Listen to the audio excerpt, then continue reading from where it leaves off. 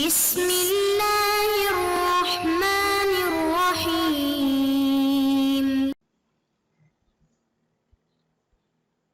اعوذ باللہ من الشیطان الرجیم، بسم اللہ الرحمن الرحیم۔ عزیز طلباء کرام، ہماری بحث جو ہے وہ تقسیمات واجب میں سے واجب نفسی اور واجب غیری کے حوالے سے تھی،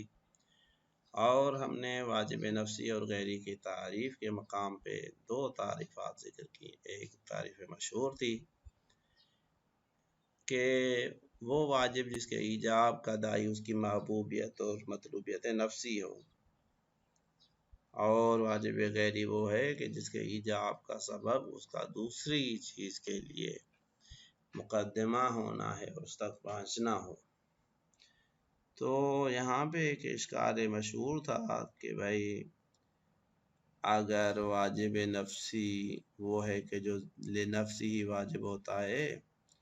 تو اس صورت میں بہت سارے واجبات نفسی جو ہیں وہ خارج ہو جائیں گے، یہ تعریف جو ہے وہ جائے اور معنی نہیں رہے گی، کیونکہ اکثر واجبات نفسی جو ہیں وہ ان آثار اور فوائد کے لیے واجب کیے جاتے ہیں جو ان کے اندر ہوتے ہیں، تو حقیقی غرض جو ان کے وجوب کی ہے وہ خود واجب نہیں ہے، وہ نفس ہی محبوب نہیں ہے، بلکہ بما لہ من فائدہ جو ہے اس فائدے کے مد نظر جو ہے وہ واجب ہوتے ہیں۔ اب یہاں پہ مصنف نے ایک اپنی تعریف کو ذکر کیا ہے، اور اس کی تطبیق میں ہم نے جو بیان کیا اس مقام تک پہنچے کہ مصنف نے فرمایا فَالْأَوْلَىٰ أَن يُقَالَ کہ بھئی واجب نفسی میں فائدہ ہوتا ہے جس کے حصول کے لیے انسان جو ہے وہ اس کو واجب کیا جاتا ہے، اور یہ اثر جو ہے وہ اصل ہدف ہوتا ہے۔ بس یہ بات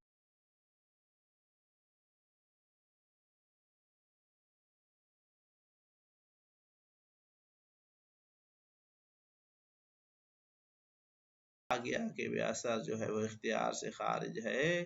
اس کا جواب بھی ہم نے ذکر کیا تھا کہ اگرچہ خود اثر جو ہے وہ اختیار سے خارج ہے، لیکن اس کا جو سبب ہے وہ تو اختیار کے اندر ہے۔ لہذا یہاں پہ اسی چیز کو ایک اور طریقے سے مصنف تقریر کرتے ہیں، اور پھر اس کے ذریعے سے اپنی جو تعریف ہے واجب نفسی اور غیری کی اس کی تقریر کرتے ہیں مصنف۔ لہذا فرماتے فَالْأَوْلَىٰ أَن يُقَالَ کہ اس مقام پہ بہتر ہے کہ یوں کہا جائے کہ إِنَّ الْأَثَرَ الْمُرَتَّبَ عَلَيْهِ وَإِنْ كَانَ لَازِمًا کہ واجب غیری کے اوپر یا واجب کے اوپر اس طرح سے ہم کہہ سکتے ہیں کہ فعل کے اوپر جو اثر ہے وہ اگرچہ اس کے اوپر جو مرتب ہوتا ہے اس کا حصول لزومی ہے، وہ حتماً حاصل ہوگا، إِلَّا أَنَّ ذَا الْأَثَرِ لیکن صاحب اثر جو ہے، ذل اثر جو ہے، جو یہ اثر رکھتا ہے، مثال وہ نماز وہ آثار الفوائد رکھتی ہے، لما کان معنونا بعنوان حسن یستقل العقل بمدح فاعلہ بل بذم تارکہ، لیکن وہ جو صاحب اثر ہے اس اعتبار سے کہ وہ ایک عنوان حسن سے معنون ہوا ہے، جس کی وجہ سے عقل مستقلاً حکم لگاتا ہے کہ بھئی اس کا فاعل جو ہے وہ قابل مدح ہے، اور اس کو ترک کرنے والا جو ہے وہ قابل مذمت ہے، بل بذم تارک و بذم تارکی، یعنی عقل یہ بھی حکم لگاتا ہے کہ جو اس کو چھوڑ دے وہ قابل مذمت ہے۔ اب اس اثر کے معنون ہونے کی وجہ سے سارا متعلقہ للایجاب، یہ ذل اثر جو ہے جو معنون ہوا ہے یہ متعلق ایجاب قرار پاتا ہے، بما ہوا کذالک، اس اعتبار سے کہ وہ صاحب عنوان ہے۔ اب کہیں گے کہ یہ اس عنوان حسن رکھنے کے اعتبار سے وہ جو معنون ہے وہ صاحب حکم ہو جاتا ہے کہ بھئی یہ واجب ہے یا مستحب ہے،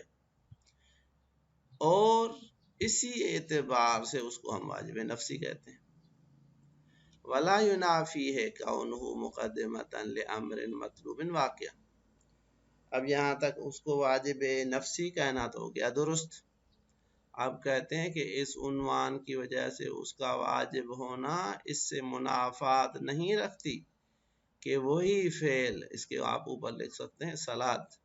وہ جو فعل صلاۃ ہے یہ مقدمہ ہو لامر مطلوب واقع، ایک دوسرے ایک امر کے لیے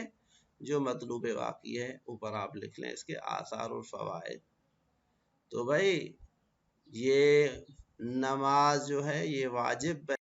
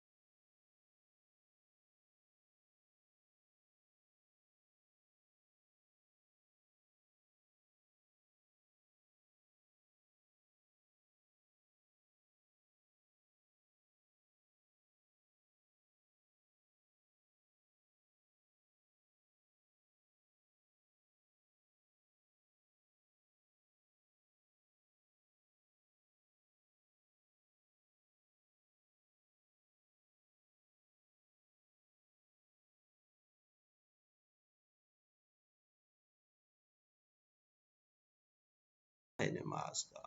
لہذا کہتے ہیں اس کے واجب غیری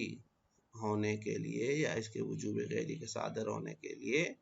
یہ حسن ذاتی جو ہے وہ سبب نہیں بنا۔ وَلَعَلَّهُ مُرَادُ مَنْ فَسَّرَهُمَا بِمَا أُمِرَ بِهِ لِنَفْسِهِ، کہتے ہیں شاید وہ علماء کے جنہوں نے واجب نفسی اور غیری کی تعریف اس طرح سے کی، ان کی مراد بھی یہی ہے جو کہتے ہیں کہ بھائی واجب نفسی وہ ہے جو بما امر بھی، جس کے لیے امر کیا گیا لنفسی، اس کی ذات کو دیکھتے ہوئے، اس کے ذاتی عنوان کو دیکھتے ہوئے، اس کی مقدمیت کو نہیں۔ اور جب غیری کی تعریف کی گئی ہے تو کہا گیا ہے وَمَا أُمِرَ بِهِ لِأَجْلِ غَيْرِهِ، کہ واجب غیری وہ ہے کہ جس کے لیے حکم صادر ہوا ہے اس کے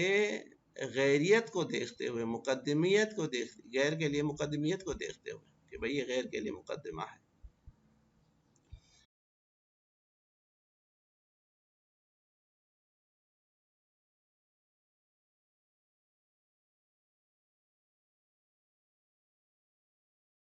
اور دائی جو ہے وہ غیر کی خدمت یا کسی دوسرے واجب تک پہنچنا نہیں، بلکہ بذات خود وہ ہے کہ اس عنوان رکھتا ہے جس کی وجہ سے واجب ہے۔ اور واجب غیری وہ ہے کہ جس کے ایجاب کا داعی اور سبب جو ہے وہ دوسرے واجب تک پہنچنا ہے، یعنی اس کی مقدمیت کا لحاظ کیا جاتا ہے۔ کہتے ہیں اب یہ جو اشکال کیا جاتا ہے کہ بھائی اگر تمام واجبات نہیں تو اکثر واجبات مشہور کی تعریف کے مطابق جو ہے وہ غیری ہو جائیں گے، وہ یہاں پہ جاری نہیں ہوگا، وہ اشکال یہاں پہ نفوذ پیدا نہیں کرے گا۔ لہذا کہتے ہیں فلا یتوجہ علیہ، بس اس بنیاد پہ یہ جو ہم نے تعریف کی واجب نفسی اور غیری کی، اس کے اوپر یہ اشکال نافذ نہیں ہوگا کہ ان جل الواجبات لولا الکل، کہ اگر تمام واجبات نہیں تو اکثر واجبات جو ہیں یلزم ان یکون من الواجبات الغیریہ، یہ واجبات غیریہ میں سے ہو جائیں۔ فإن المطلوب النفسی،